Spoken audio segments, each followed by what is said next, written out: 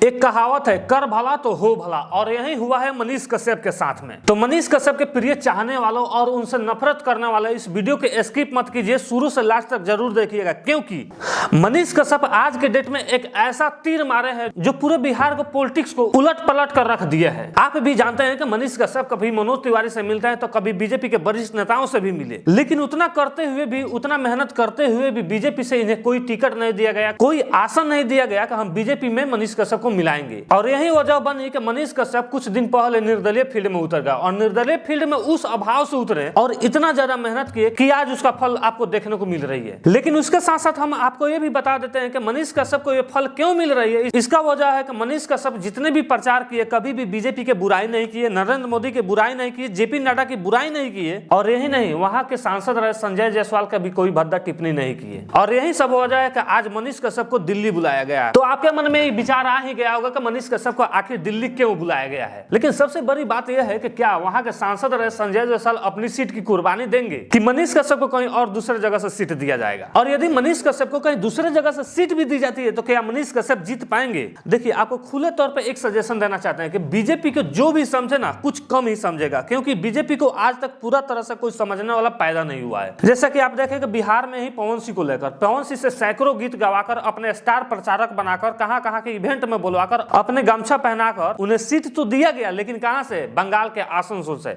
वह बंगाल जहां कभी भी इनका कोई चेहरा ही नहीं था।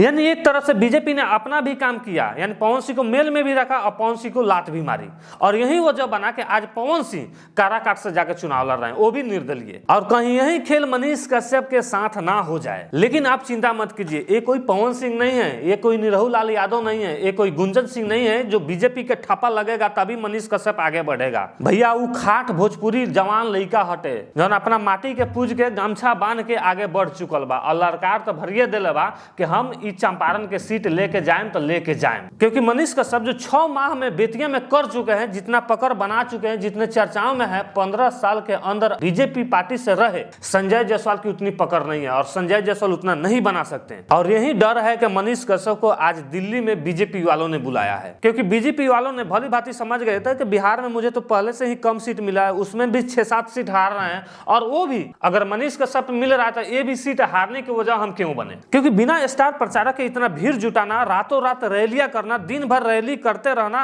लोगों से मिलते रहना, लोगों के दिल में जगह बनाना, किसी को मदद करना, ये कभी बीजेपी के लीडर से नहीं हो सकता, और ना ही किसी पार्टी के लीडर से। जब कोई कर सकता है तो मनीष कश्यप ऐसा सोच रखने वाला निर्दलीय ही कर सकता है। लेकिन इन सब बातों को अगर साइड में भी रखा जाए तो सबसे ज्यादा असर करता है मनीष कश्यप का यह वीडियो जो बिहार में हुए फर्स्ट चरण के चुनाव को लेकर किए थे। कैसे हैं आप लोग? पहला चरण का चुनाव बिहार में हो गया, देश में भी 102 सीट पे चुनाव हो गया। कमाल की बात यह है कि पोल परसेंटेज घट गया है। पोल परसेंटेज घटने का मतलब यह हुआ कि कहीं नहीं तो कहीं जो है लोग उन लोगों से नाराज हैं जो सत्ता में है। बिहार में पोल परसेंटेज घटा है, 48% पोल हुआ है। यह वीडियो इनका इतना ज्यादा लाजवाब बना कि सारे के सारे पार्टियां इस वीडियो के देखे, क्योंकि वो समझ गए इस वीडियो से कि कहीं ना कहीं वोट परसेंटेज घटी है, यानी कि लोगों के मन में कोई भी पार्टी का कोई प्यार ही नहीं बचा। और मनीष कश्यप ने वीडियो में जैसे ही बताया कि हम जहां से चुनाव लड़ रहे हैं वहां से कम 62% पहले वोटिंग हुआ था, अब की 70% बढ़ेगी। ये बात भी सही है कि बेतिया में अब वोट होगी तो बढ़ चढ़ कर होगी। और इसी को देखकर बीजेपी के राष्ट्रीय अध्यक्ष जेपी नड्डा ने फोन करके मनोज तिवारी से बोला कि आप किसी भी हाल में मनीष कश्यप से बात कीजिए और उसे दिल्ली लेकर आइए। लेकिन ये सब हुआ भी और मनीष कश्यप दिल्ली बीजेपी से मिलने चल गए। लेकिन बात ये फंसती है कि क्या संजय जायसवाल की अपने 15 सालों से सेक रहे इस कुर्सी का कुर्बानी दे पाएंगे? तो नहीं दे पाएंगे। ऐसा हो सकता है कि बीजेपी कहीं ना कहीं एक कमान दे दिया जाए कि बिहार में आप एक कमान संभालिए और पार्टी मेंबर बनाकर इन्हें बैठा दिया जाता है। नहीं तो ये भी हो सकता है कि संजय जायसवाल को कहीं दूसरे जगह से लड़ा जाए, मनीष कश्यप को चंपारण से लड़ा जाए। लेकिन ये भी हो सकता है कि मनीष कश्यप को कहीं दूसरे जगह से लड़ा जाए और संजय जायसवाल को यहाँ से लड़ने दी जाए। लेकिन वास्तव में क्या हो रही है, कहाँ के सीट से ये लड़ रहे हैं, बीजेपी में किस तौर पर गए हैं, स्टार प्रचारक के तौर पर गए हैं कि सीट के तौर पर गए हैं, ये सारे बातें हम डालेंगे शाम वाले वीडियो में। तो अगर आप वो भी वीडियो देखना चाहते हैं तो मेरे चैनल को सब्सक्राइब कीजिए और बेल आइकन जरूर दबा दीजिएगा। और हाँ, वीडियो अगर अच्छा लगा हो और मनीष कश्यप के फैंस हैं तो वीडियो को लाइक और शेयर जरूर कीजिएगा। धन्यवाद।